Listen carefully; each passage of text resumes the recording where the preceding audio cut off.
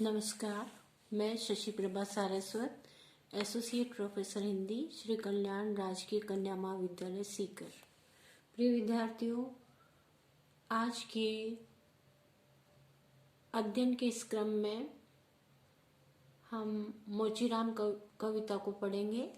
धूमिल कवि के बारे में पिछले वीडियो में भी हमने पढ़ा है और आज पढ़ने जा रहे हैं मोचीराम कविता। मोचीराम कविता की मूल संवेदना, मूल उद्देश्य क्या है, इसके बारे में अपन जानकारी लेते हैं। तो मूल संवेदना के बारे में हम चर्चा करेंगे। मोचीराम शीर्षक कविता धूमिल के द्वारा रचित कविता है।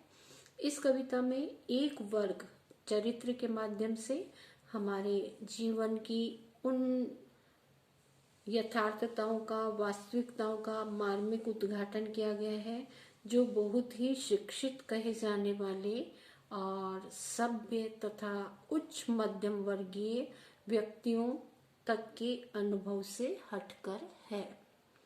कवि धूमिल ऐसे ही चरित्रों की सृष्टि कर समाज को उसका वास्तविक चेहरा दिखलाते हैं। राम कृपाल पांडे ने इस कविता की विशेषताएं बताते हुए कहा है कि धूमिल की लघु कविताओं में मोचीराम कविता सर्वाधिक प्रभावशाली कविता है। नाटकीय कौशल, तीखे व्यंग्य, गहन चिंतन, सजीव ज्वलंत बिंब इस कविता की विशेषता रही है। शिल्प की दृष्टि से देखा जाए तो ये कविता अत्यंत सुगठित कविता है। अर्थ तत्व की दृष्टि से देखा जाए तो वर्ग दृष्टि संपन्न लेखक ही इस ऐसी कविता की रचना कर सकता है। मोचीराम शीर्षक कविता में कवि धूमिल ने समतावादी दृष्टिकोण, शोषित पीड़ित वर्ग की व्यथा का अंकन, सौंदर्य बोध की अनुभूति इत्यादि को प्रस्तुत करते हुए प्रगतिवादी विचारधारा की अभिव्यक्ति भी प्रस्तुत की है। मोचीराम कहता है, मेरी निगाह में न कोई छोटा है, न कोई छोटा है, न कोई बड़ा है, न कोई बड़ा है। मेरे लिए हर आदमी एक जोड़ी जूता है। मेरे लिए हर आदमी एक जोड़ी जूता है जो मेरे सामने मरम्मत के लिए खड़ा है, जो मेरे सामने मरम्मत के लिए खड़ा है। इसका तात्पर्य ये नहीं कि मोचीराम को कोई आदमी नजर ही नहीं आता। सारे लोग उसे एक जोड़ी जूते के रूप में ही नजर आते हैं। आदमी वही है जहां आदमियत है। इसलिए वह आदमी के जूते के माध्यम से और उस आदमी के व्यवहार से उनके वर्ग चरित्र को समझ जाता है और उसको बतलाता है।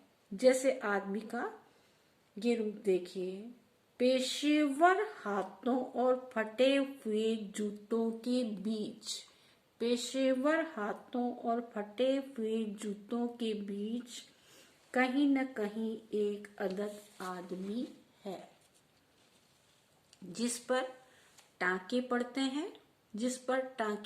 हैं, जो जूतों से झांकती हुई अंगुली की चोट छाती पर हथौड़ों की तरह सहता है। धूमिल की भाषा शैली भी सीधी और सरल है। उन्होंने मोचीराम शीर्षक कविता में जिन शब्दों का प्रयोग किया है वे हमारे परिवेश के ही, आसपास के ही लिए गए शब्द हैं। धूमिल की कविता की अभिव्यक्ति एवं शिल्पगत विशेषताएं भी हम इस प्रकार से प्रकट कर सकते हैं कि धूमिल की अभिव्यक्ति एकदम खरी है। इससे अनुमान किया जा सकता है कि तेज स्वभाव के आदमी वे रहे होंगे। निर्भीकता उनकी कविता की भांति उनके चरित्र की भी एक खास खासियत रही होगी। वे जो कुछ अनुभव करते हैं और जो कुछ सोचते हैं उसके कहने में जरा भी नहीं हिचकते हैं। धूमिल की काव्य कला का मुख्य आधार वक्रोक्ति है।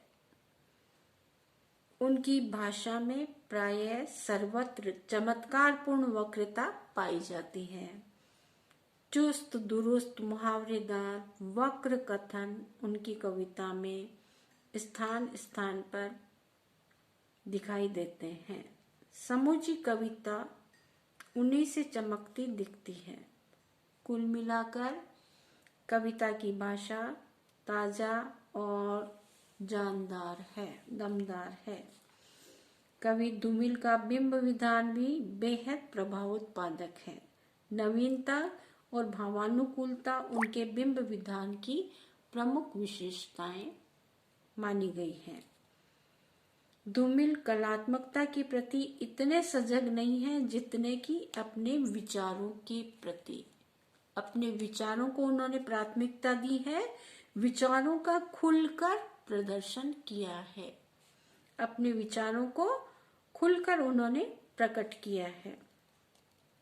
निष्कर्ष रूपेण हम यही कह सकते हैं कि धूमिल द्वारा रचित मोचीराम शीर्षक कविता जितनी श्रेष्ठ और यथार्थ बोधक है, उतनी कला और भाव दोनों ही दृष्टि से देखा जाए तो ये श्रेष्ठ कविता है। तो मोचीराम कविता को, इसके उद्देश्य को, मूल संवेदना को बड़ी गहनता से आपको परीक्षा के लिए तैयार करना है। परीक्षा के लिए बहुउपयोगी कविता मानी गई है।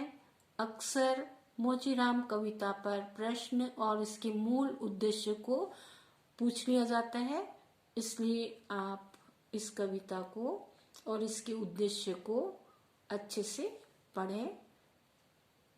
सुनने के लिए आपको बहुत बहुत धन्यवाद।